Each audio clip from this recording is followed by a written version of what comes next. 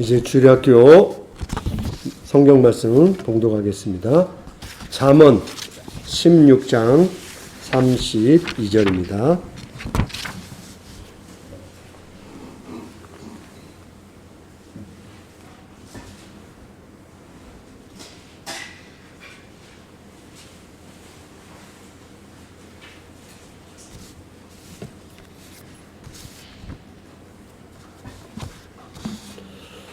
봉독하겠습니다.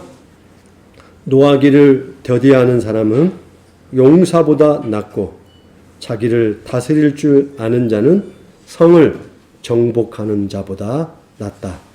아멘.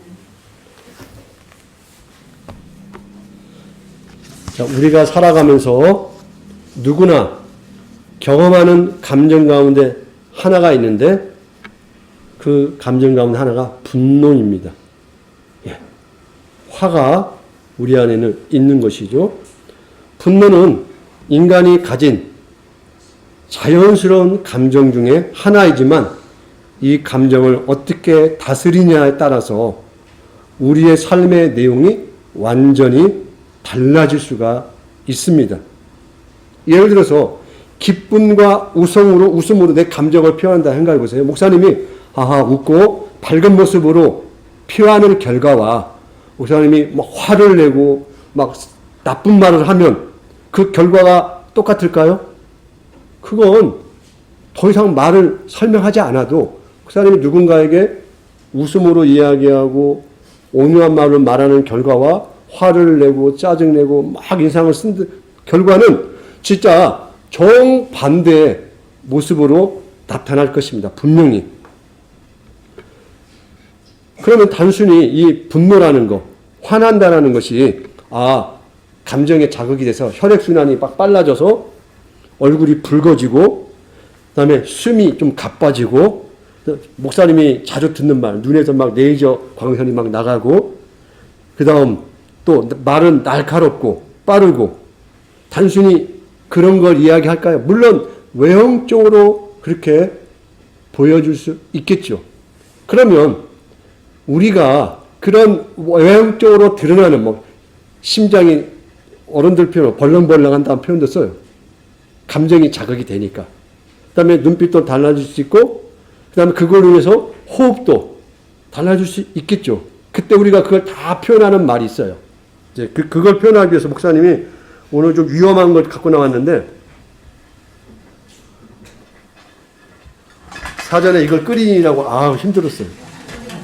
밑에서부터 뜨거운 공기가 올라와서 호흡하기 힘드는데 우리가 감정의 자극을 받고 호흡이 빨라지고 화가 나고 여기서 화산이 폭발할 때 같은 것을 뭐라고 표현해요? 우리가 일반적으로 뭐라고 하죠? 뚜껑 열린다고 하잖아요. 나 머리 뚜껑 열렸다. 그러면 지금 이 안에 물이 막 끓고 있어요. 그럼 이 멀쩡한 냄비 뚜껑이 왜 열려요? 가만히 있는데 그냥 열지 않잖아요. 우리 생각했을 때. 아까 외형적으로는 우리의 심장이 빨리 뛰겠죠. 그럼 혈액이 빡 돌겠죠. 혈액이 더 많이 돌다 보면 얼굴도 붉어지겠죠. 그럼 우리가 눈도 어때요? 충혈된다고 하잖아요. 화가 나면. 화난데 눈빛이 초롱초롱하고 밝고 그러지 않잖아요. 그 분노가 그 혈액을 통해서 다 드러나잖아요. 그렇듯이 어떤 감정에 자극이 가겠죠. 지금 달궈지는 거잖아요. 달궈지면 우리의 냄비라고 생각했을 때 이 냄비가 볼볼볼 끓는 거잖아요. 그렇죠? 설면지사님 집에 있으면 이 냄비가 막 달아오르잖아요. 그렇죠? 그럼 어느 시점에 되면 이 뚜껑이 슬슬 열리고 어때요? 뒤집어지게 되는 거죠. 안에 있는 게 다 나오게 되죠. 그러면 이때에 이걸 진정시키기 위해서 찬물 조금만 부으면 어때요?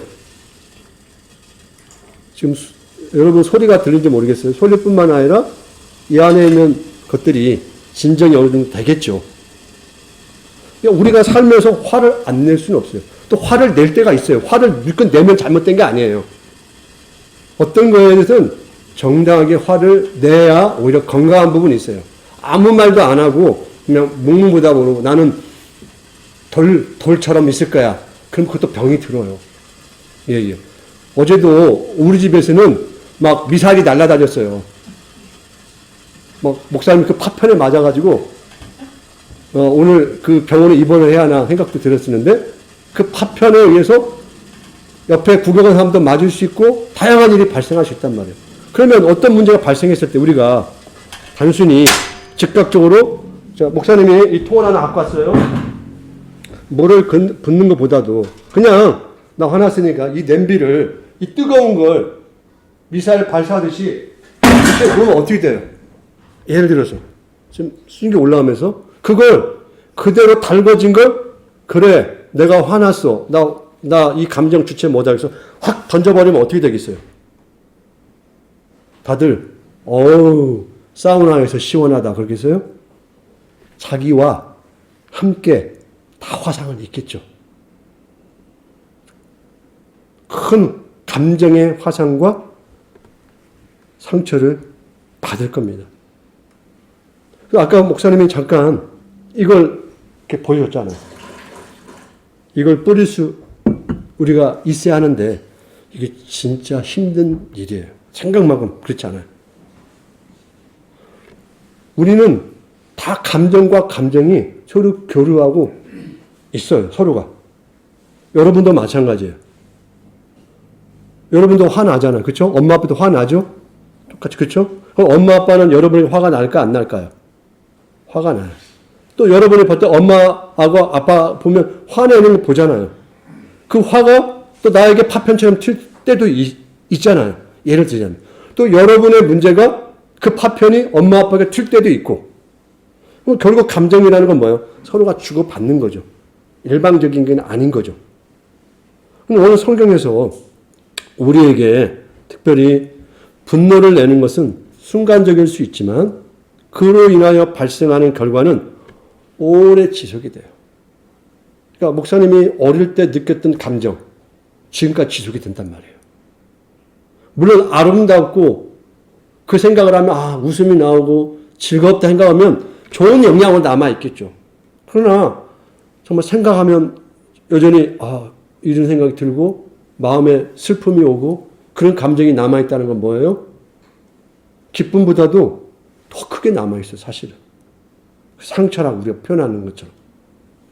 그래서 그 감정으로 인해서 우리는 소중한 관계가 깨질 수도 있고 돌이킬 수 없는 상처를 가질 수도 있어요. 그러면 조심스러운 부분이에요, 목사님이. 여러분에게 마치 이게 강제로 이렇게 해야 돼라고 정답을 말하는 것 같은 느낌이 들어요. 그럼에도 불구하고 우리가 이 부분을 생각했다는 부분이 뭐냐면 상대가 화를 낼 때 우리가 좀 더 부드럽고 온유하게 응답하면 그 분노를 누그러뜨릴 수가 있어요. 누그러뜨릴 수가 있어요. 근데 이걸 우리가 할 수 있느냐 없느냐가 앞으로의 신앙의 훈련과 과정 속에 있는 거예요. 쉽지는 않죠. 감정적으로 맞받아치면 결국 불필요한 다툼이 생길 수밖에 없죠. 그러므로 화를 낼 때는 어때요, 여러분? 화나면 일단 숨을 좀 크게 숨 쉬세요. 잠깐 멈추고 바로 맞받아치지 말고 잠깐 멈추세요, 일단은. 그러니까 아무것도 아닌 것 같은데 그 잠깐 몇 초 딱 한 멈추게 되면 누구리트는 역할을 해요. 그리고 숨을 크게 쉬고 그 자리가 도저히 감당이 안 되면 그 자리를 피해요. 피하는 게 제일 좋아요. 일단 피하세요. 그 현장을. 그 현장 속에서 많은 말을 하려고 하지 말고 숨을 한번 크게 쉬고 그럼에도 감당이 안 되면 그 자리를 피하세요. 그리고 잠시 온유한 기쁜 걸 한번 생각해 보세요. 기쁜 감정을 생각해 보세요. 근데 목사님이 마치 정답을 이야기하는 것처럼 말하지만 이건 목사님에도 해당되는 거예요. 목사님은 화를 낼까요? 안 낼까요? 눈빛들이 예, 화를 낼 때가 있죠. 근데 표현을 안 하는데 이렇게 표현을 못하고 이렇게 꾹 누르는 형태가 많아요. 왜냐하면 외적으로 목사님이 화를 내거나 막 하면 어때요? 아유, 목사님이 이러잖아요. 그러면 거기서 딱 걸려요. 그러니까 목사님은 외적으로 막 보여지지는 않아요. 근데 이 안에는 막 이 폭탄이 엄청나게 있어요. 이걸 폭발을 못 시켜가지고 꽉 차여 있어요. 왜냐하면 내오는 순간 집에서도 아빠가 목사님인데 저러네? 이러면 뭐 어떻게 꼼짝을 못 하는 거예요. 이게 쉽지가 않아요. 이 감정 조절하기 너무 힘들어요. 그러나 이걸 내 감정이라고 쉽게 발산하고 내뱉으면 이걸 틈타는 존재가 있어요. 바로 사단이 이 마음의 틈을 타고 들어와서 우리가 생각할 수 없는 억울함과 분노와 복수심을 갖게 해요. 복수심을.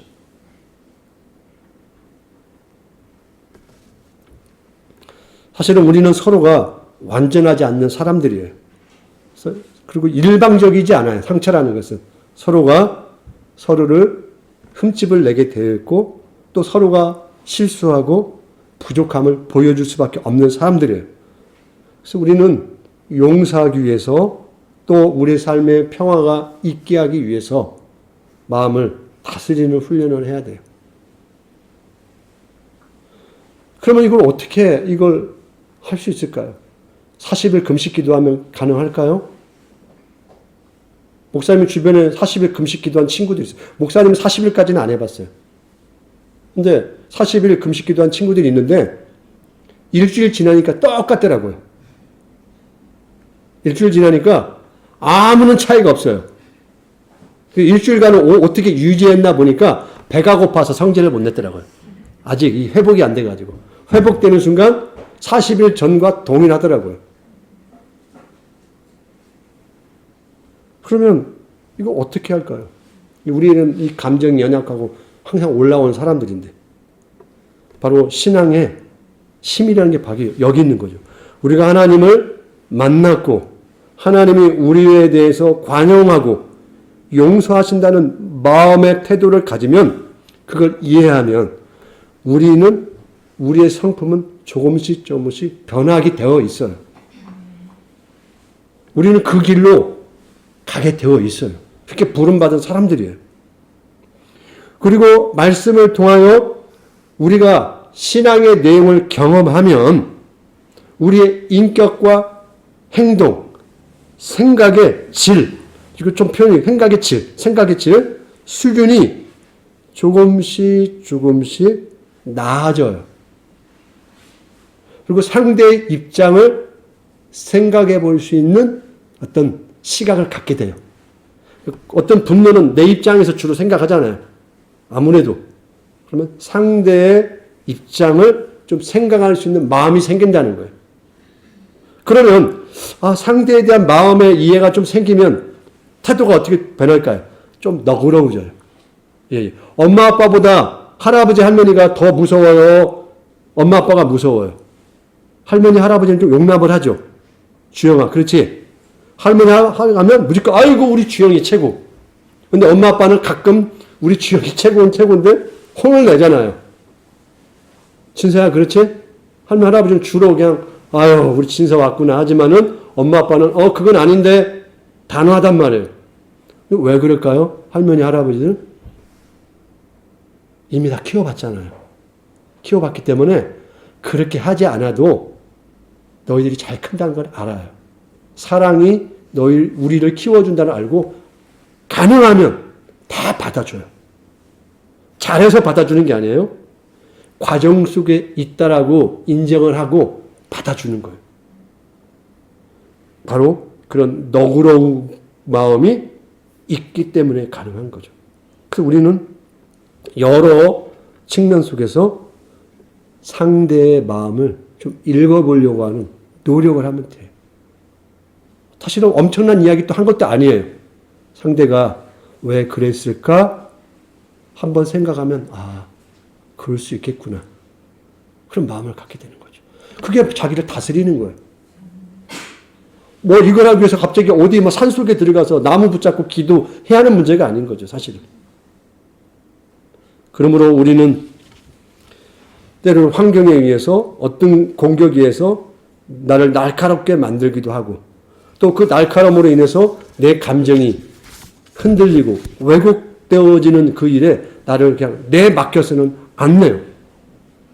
그러므로 우리는 분노가 또 상대에 대한 그런 마음이 오래 지속되지 않도록 그게 악으로 발전되지 않도록 내 안을 조금 진정시키고 상대의 마음을 한번 생각해 볼 수 있는 그 마음으로 나갔으면 좋겠어요. 엄청난 걸 생각하지 않고 상대의 마음을 한번 생각해 봤으면 좋겠어요. 그러면 조금은 여유가 생기지 않을까. 우리 마음을 다스릴 수 있지 않을까. 그러면 평화를 좀 더 우리가 추구하고 분노를 좀 멀리할 수 있는 삶의 자리로 나가지 않을까. 그 생각을 오늘 여러분과 나누고 싶었습니다. 예.